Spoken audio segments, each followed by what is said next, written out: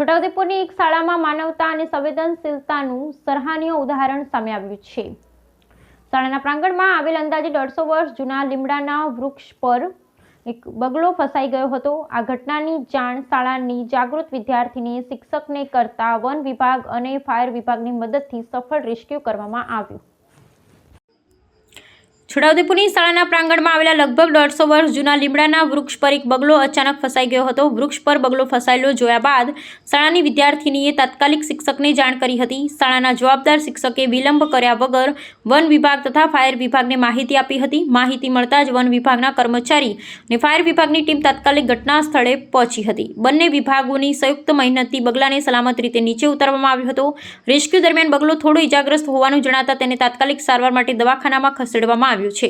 આ સમગ્ર ઘટનામાં શાળાની વિદ્યાર્થીની ધારાબેન દિનેશભાઈ રાઠવાએ પશુ પ્રેમ અને સંવેદનશીલતાનું ઉત્તમ ઉદાહરણ રજૂ કર્યું છે। રેસ્ક્યુ કામગીરીમાં વનરક્ષક કાજલબેન તેમજ ફાયર વિભાગના બારિયા વિજયભાઈએ મહત્વપૂર્ણ ભૂમિકા ભજવી હતી।